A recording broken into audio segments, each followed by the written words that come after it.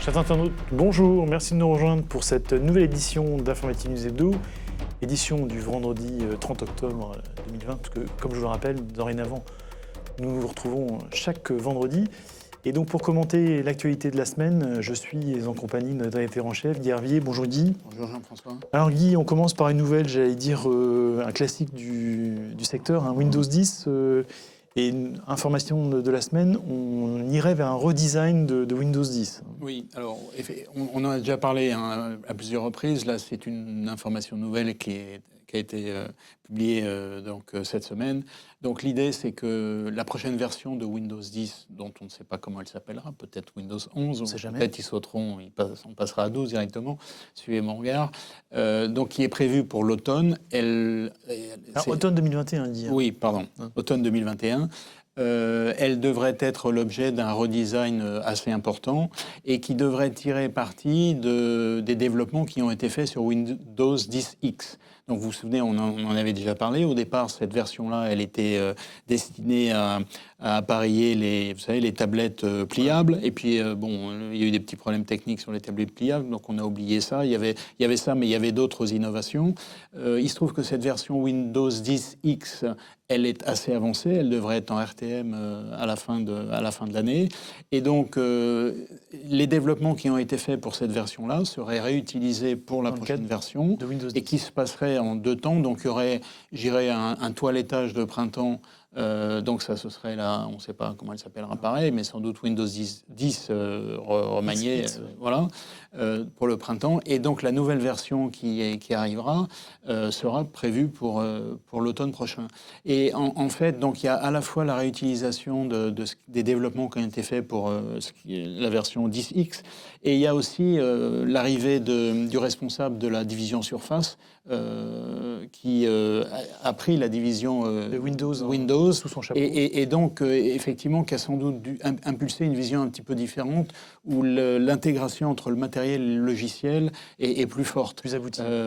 Et alors, il se trouve qu'en plus, on est dans un climat, enfin un environnement qu'on connaît tous, où il y a eu un regain des ventes de PC, où il y a eu une utilisation un petit peu différente du PC, puisqu'on est passé pour beaucoup en télétravail. Et donc, ça veut dire que Microsoft entend travailler encore un peu plus sur l'amélioration de la productivité qu'avait, il faut bien le dire, été mis un petit peu de côté ces dernières années au profit ou au détriment du mobile.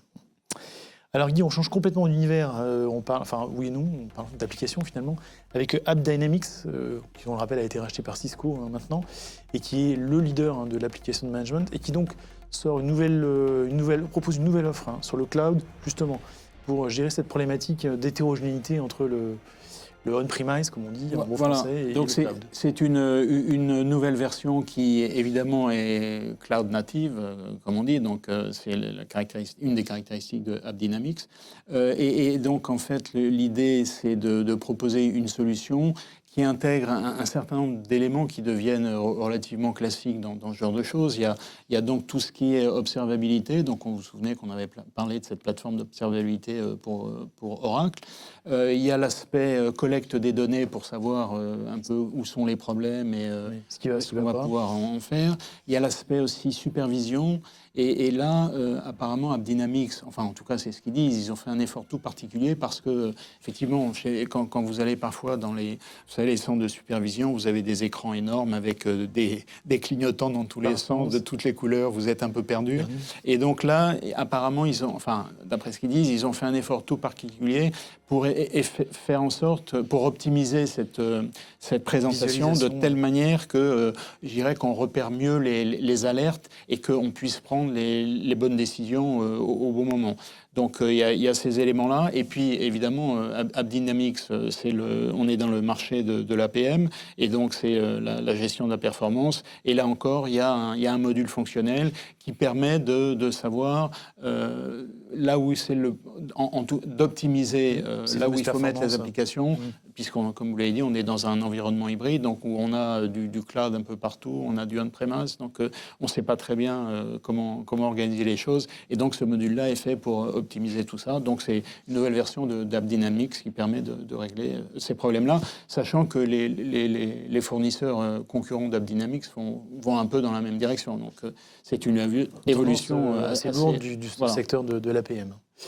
Alors il y a encore un autre univers, mais qui nous concerne à la limite plus directement, peut-être pour un usage quotidien, c'est celui d'Uber et Lyft. Lyft, qui n'est pas présent en France, non, qui est concurrent d'Uber sur son marché d'origine, c'est-à-dire le transport, son taxi, on va dire. Voilà. Donc une récente décision d'une cour californienne qui requalifie le travail des chauffeurs dits indépendants, justement, en chauffeurs salariés, ce qui évidemment remet quand même en cause le modèle économique de ces fameuses plateformes. Alors effectivement, c'est un peu pour ça qu'on en parle, c'est-à-dire qu'en gros, ces plateformes, d'ailleurs on parlera aussi des plateformes type GAFA, elles ont changé quand même pas mal de règles et évidemment elles sont en concurrence avec d'autres fournisseurs qui sont plus traditionnels et qui eux sont tenus de respecter des règles différentes. Donc c'est un peu problématique. Donc pour revenir au cas de Uber et Lyft, on en avait déjà parlé. Il y a donc un tribunal californien les a imposés de réintégrer tous les, alors je ne sais pas comment on les appelle, mais en tout cas tous les chauffeurs, on va dire, les travailleurs indépendants, de les réintégrer en tant que salariés. Ils ont refusé, ils ont menacé même d'arrêter leur activité en Californie, ce qui aurait été un petit peu étonnant parce que oui, c'est quand même le cœur Uber est moins Lyft, mais Uber est quand même très californien, partie de la Californie. Et puis là, donc ils ont fait appel et la cour d'appel a maintenu sa décision. Donc ça veut dire que ils vont être obligés de s'exécuter et ça veut dire que tous ces travailleurs-là vont voir leur statut changer, redevenir des salariés et donc récupérer tous les droits sociaux qui sont attachés au fait au mode de salariat. Donc évidemment l'affaire n'est pas terminée puisqu'on est aux États-Unis, il ne faut pas oublier. Donc on va monter d'un cran, donc on va sans doute passer à la Cour suprême de Californie et puis en fonction de ce que dira la Cour suprême de Californie, on va passer au niveau de la Cour suprême. Donc ça nous promet de beaux jours, une belle bataille juridique, mais c'est vraiment, je dirais, intéressant dans le sens où finalement ces plateformes, elles ont prospéré parce que elles ont en gros joué avec les marges. Voilà, elles ont, c'est vrai, fait de l'innovation technologique, ça c'est indiscutable. Il faut reconnaître que commander un taxi sur son iPhone, c'est quand même très pratique. Enfin sur son smartphone, pardon, c'est très pratique. Mais elles ont quand même fait fi de tout un tas de réglementations sociales et finalement c'est pour ça qu'elles peuvent fonctionner correctement. Donc c'est vraiment une remise en cause de ce modèle-là qui, ça ne va pas changer en un jour, mais il est vraisemblable qu'il va y avoir nécessairement un nécessaire rapprochement entre ces plateformes et les opérateurs traditionnels. Sachant que cette décision du tribunal californien n'est pas la seule, il y a un peu les mêmes en Europe. Oui, c'est quand même une tendance. D'ailleurs, c'est intéressant de voir que des deux côtés de l'Atlantique, il y a quand même une forme de convergence sur cette question du statut des travailleurs liés à ces plateformes. Exactement, et la problématique se pose de la même manière pour Airbnb par rapport aux hôtels. C'est exactement la même. Donc on voit bien qu'il y a des réglementations qui sont mises en place progressivement pour restreindre l'activité et faire en sorte que ce soit une activité additionnelle et pas une activité, je dirais, première, qui soit en concurrence directe avec les hôtels qui ont des réglementations très contraignantes. Très bien. Alors Guy, autre sujet, cette fois-ci plus financier. C'est une étude d'une firme d'investissement. Bessemer Venture Partners, voilà, BVP en bon français, c'est plus facile, et qui a depuis 2018 sorti un index sur les valeurs du cloud, dont les résultats sont quand même assez parlants, pour ne pas dire étonnants. Oui, alors, étonnant. Non, étonnant, non, mais en tout cas, quand on les voit, voilà, éclairant. Donc, ils ont effectivement sorti un index en août 2013 en retenant un certain nombre de valeurs du cloud. Donc, c'est des entreprises qui sont nées dans le cloud. Donc, le meilleur exemple, c'est Salesforce, mais il y en a d'autres. Il y a Workday, il y a enfin, on peut citer ServiceNow, enfin bon, il y en a beaucoup. Adobe fait partie. Eux, ils sont venus un petit peu après. Sur le tard, ils sont aussi dedans. Et donc, on part sur la base 100 en 2013 et on arrive en mars 2020 donc. Et là, on prend les 3 valeurs traditionnelles américaines, donc le Dow Jones, le Nasdaq, voilà, et le Nasdaq, et puis on compare avec cet index-là. Et en mars, par rapport à 2013, donc je dirais les 3 valeurs traditionnelles ont eu une augmentation qui est comprise entre 30 et 90%, sachant que le Dow Jones est plutôt dans le bas et le Nasdaq est plutôt dans le haut, puisque c'est des valeurs technologiques. Ouais. Là, le Cloud Index est à plus de 300%. Donc vous voyez, déjà, il y a une grande différence. Et entre le 20 mars et aujourd'hui, les valeurs traditionnelles ont continué de progresser, elles ont bénéficié, donc il y a eu un petit creux après le mois de mars, mais après c'est reparti. Donc les 3 sont toujours rapportés à 2013, on est entre à peu près 50 et 200%, donc vous voyez c'est quand même sur quelques années, c'est une assez belle performance. L'index du BVP, c'est plus de 800%. Donc là, il y a un écart qui est absolument incroyable. Et bon, on le dit, j'irai d'une autre manière toutes les semaines, mais c'est vrai que les entreprises du cloud bénéficient de manière... C'est pas uniquement que du marketing, ça se traduit de manière sonnante et trébuchante. Alors on peut expliciter cette évolution d'une autre manière. Si on prend les GAFA, par exemple... Dont les résultats sont tombés hier. Dont les résultats, bon... Voilà. Donc c'est d'actualité. Eux aussi, ils se portent bien. Et donc, si on prend la capitalisation boursière des GAFA, des 4, donc, en mars, c'est 3 000 milliards de dollars. Donc, c'est déjà une conséquence. Ouais. Même si on a du mal à se représenter ce que ça veut dire. Quand aujourd'hui, on est à 5 300 milliards de dollars. Donc, vous voyez que... Pour 4 entreprises, c'est pas mal. L'augmentation en quelques mois. Donc, bon, les valeurs du cloud, c'est sûr que... Alors, est-ce qu'il est trop tard? Je ne sais pas, mais en tout cas... Oui, c'est à surveiller, en tout cas. Hein. Si on est dans une logique de performance ou d'investissement, c'est à surveiller. Enfin, dernier sujet de la semaine dit AMD qui s'offre Xilinx.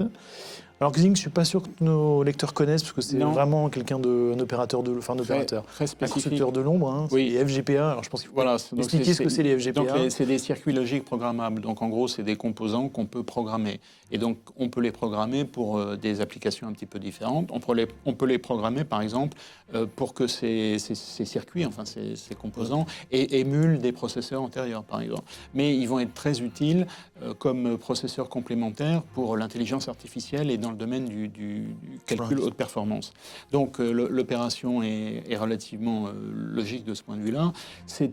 Donc c'est un rachat de AMD qu'on connaît, qui est le concurrent frontal historique d'Intel, qui rachète cette entreprise californienne qui n'est pas très vieille en fait, qui a une vingtaine d'années. C'est quand même un rachat qui est monté à 35 milliards de dollars. Voilà. C'est de l'argent. C'est une somme assez importante pour une entreprise qui représente à peu près 3000 salariés, donc c'est pas considérable non plus. Mais je dirais que c'est stratégique pour le positionnement de ces différents fournisseurs dans le domaine de l'intelligence artificielle et du calcul haute performance. Et donc évidemment, on va rapporter cette annonce à celle qu'avait faite Nvidia il n'y a pas très longtemps, qui a racheté ARM pour 45 milliards de dollars. Donc c'est un peu la réponse du berger à la bergère. Donc ça veut dire que finalement, et Intel n'est pas en reste, sauf que Intel, on en avait parlé la semaine dernière, puisqu'ils s'étaient délaissés de leur activité mémoire flash pour se concentrer précisément sur tout ce qui est processeur CPU, mais aussi GPU. Et donc, je dirais que là, c'est vraiment les grands fournisseurs de processeurs et de composants qui se positionnent pour la prochaine génération, intelligence artificielle, calcul HPC, calcul haute performance. Donc, on aura sans doute l'occasion d'en parler aussi. Alors, juste après, je tiens à préciser, il y avait eu une autre acquisition aussi, c'était sans doute de fournisseurs que nos lecteurs connaissent plus. Donc, c'est TIBCO qui a racheté Information Builders. Et c'est intéressant dans le sens où TIBCO, est né juste après première génération du web. Information Builder, c'était à l'époque, on appelle le décisionnel. Voilà, décisionnel, mais dans le domaine du mainframe. Donc on est dans les années 75. Donc je dirais que n'avait plus le vent en poupe. Information Builder, c'est sûr. Et donc c'est un éditeur de logiciel plus récent qui rachète un plus ancien, avec comme objectif, sans doute, Information Builders avait une base installée très importante dans le décisionnel, donc ceci explique cela vraisemblablement. Très bien. Alors Guy, le sujet de la semaine, c'était la sécurité dans les applications. C'est d'autant plus intéressant qu'on parlait d'AppDynamics qui était lui sur la partie performance. Là, c'est un rapport d'une société qui s'appelle Veracode, qui fait tous les ans un rapport annuel sur cette problématique et qui montre que ça progresse, mais en fait, il y a encore du, Alors, il y a encore du chemin. Effectivement, beaucoup de travail. Donc Veracode, comme je disais, c'est un éditeur de logiciels qui fait du test de sécurité dans les applications. Et donc, pour faire ce rapport, ils consolident toutes les données qu'ils ont faites. Là, je crois qu'ils disent avoir scanné à peu près 130 000 applications. Donc, c'est quand même intéressant comme échantillon. Et donc, en fait, ils montrent que les 3/4 des applications ont au moins une faille de sécurité, au moins une faille de sécurité, et que pour réparer cette faille de sécurité, il faut en moyenne 6 mois. Oui, ce qui n'est pas négligeable. Vous voyez que c'est quand même pas négligeable. Alors évidemment, on n'est pas en train de dire que parce qu'il y a une faille de sécurité, tout le monde va tout de suite attaquer l'application et pouvoir en tirer profit. Mais en tout cas, ça veut dire qu'il y a quand même ce problème-là qui existe. Et puis, il y a aussi un certain nombre de remarques qui sont présentées dans ce rapport. Le premier, c'est que finalement, l'open source, qui est en développement depuis un certain temps, n'est pas épargné par ces problèmes de sécurité. De sécurité. Il y a l'idée que, et ça on le sait, mais il le montre avec des arguments un petit peu plus concrets, que le DevSecOps, donc le fait d'intégrer la sécurité au niveau du développement, donc security by design, d'autres appellent ça, ça permet de gagner. Ça porte ses fruits. Voilà, parce que si on le fait plus en amont, on a moins de problèmes en aval. Il y a le fait qu'il faut rembourser la dette technique. Ça veut dire quoi? Ça veut dire que la dette technique, en fait, c'est tous les problèmes qui existent dans une application, et on se dit, finalement, on verra plus tard. L'application fonctionne. En gros, le bâtiment, il tient debout. Il tient debout, on fait rien, on laisse tomber. Et donc, ils disent, enfin non, justement, on laisse pas tomber. Il ne faut pas laisser tomber, justement, voilà. C'est ça l'enjeu. Et donc, l'idée, c'est de dire, non, justement, il faut, au fur et à mesure, consolider. Donc, l'image du bâtiment est bonne. C'est-à-dire que si le bâtiment a des petites faiblesses, il faut les consolider au fur et à mesure. Et alors, il y a une remarque intéressante donc, du responsable de la recherche de Veracode qui dit qu'en fait, finalement, quand on développe une application, l'objectif n'est pas de développer une application parfaite d'un point de vue technique et d'un point de vue sécurité surtout, puisqu'on est dans le domaine de la sécurité.